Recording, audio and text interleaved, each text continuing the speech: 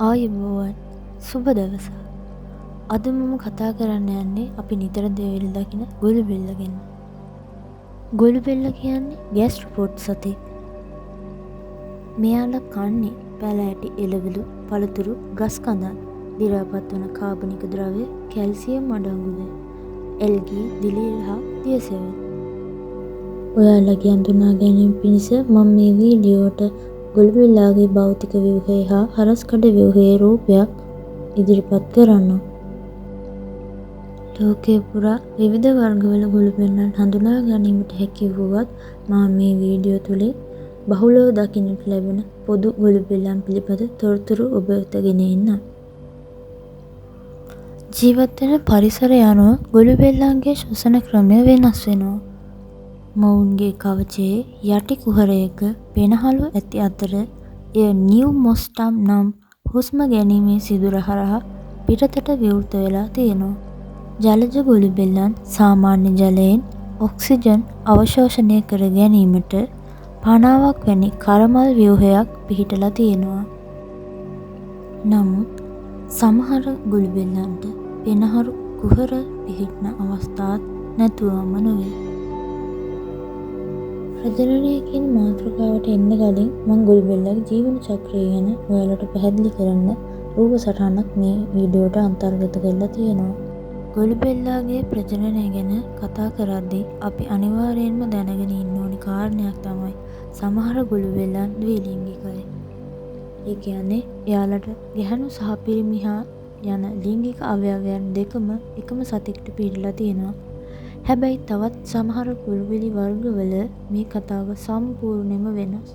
මොකද එයාලට ගැහැණු හෝ පිරිමි අවයවයන්ගේ එකක් පමණක් තියෙනවා. ගොළු බෙල්ලා කියන්නේ බිත්තර දාන සතෙක්නේ. එතකොට මෙයාලගේ වර්ගය අනුව ප්‍රධාන වශයෙන් ප්‍රජනන විධි දෙකක් තියෙනවා. මම මේකේ වීඩියෝ එකක් අන්තර්ගත කරලා තියෙනවා. පළවෙනි ආකාරය තමයි එක මත එක නැගී ආකාරය.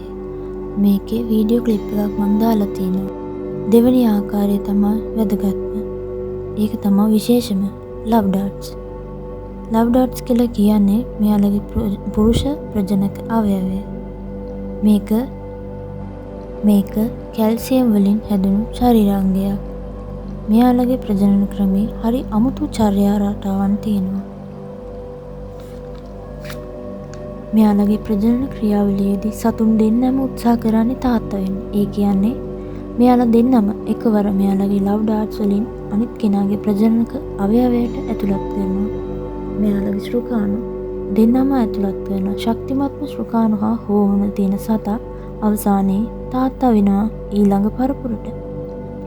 මොකද දුර්වල ශෘකාණු සෛල අනික් සතාගේ ශෘකාණු සමග ගැටෙනවා.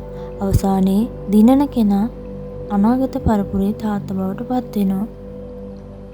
ප්‍රජනන ක්‍රියාවලිය අවසානයේ ලව් ඩාට් එක ශරීරයෙන් ඉවත් කර ගැනීම සඳහා ගොළු බෙල්ලන් එය විකා දමනවා. දැන් අපි කතා කරමු මෙයාලා හමු වෙන පරිසර පද්ධතිය ගැන. තෙතමනය සහිත ස්ථානවල ඉරාපත් වන ශාක හා සත්ත්ව කඳන් මත මීට අමතරව ජලයේ වාසය කරන ගොළු බෙල්ලන් ඉන්නවා. ඔවුන් මුහුද යට කොරල් පර මත ජීවත් වෙනවා. මීටත් අමතරව මෑතකදී හඳුනාගෙන තියෙනවා ගැඹුරු මුහුද ජීවත් වෙන ලාවා ගොළු බෙල්ලන්. ඔවුන්ට ෆැරන්හයිට් අංශක 750ක් දක්වා උෂ්ණත්වයක් තුළ ජීවත් වීමට හැකි බව විද්‍යාඥයින් පවසනවා. ඒ වගේම දැන් අපි කතා කරමු ගොළු බෙල්ලන්ගෙන් පරිසරයට වන බලපෑම ගැන. ඇයි අපිට මෙයාලා වැදගත් වෙන්නේ? මෙයාලා හොඳ ආහාර ප්‍රවේශයක්. මසුන්ට, පක්ෂීන්ට, උභයජීවීන්ට හා සමහර කෘමීන්ට මෙයාලා තරම් රස කෑමක් තවත් නැහැ. ඉහළ මට්ටමේ විලෝපකයන්ට සූර්ය ශක්තිය ඍජුව ලබා ගන්න බෑ. හැබැයි ගොළු බෙල්ලෝ ඒක එයාලගේ ආහාර දාමය ඔස්සේ ඉෂ්ට කරනවා. වාසස්ථාන නිර්මාණය කරනවා. ගහණය පාලනය කරනවා. ආක්‍රමණශීලී ගොළු බෙල්ලන් නිසා පරිසරයට වන බලපෑම ජෛව විවිධත්වය හිමි වෙනවා.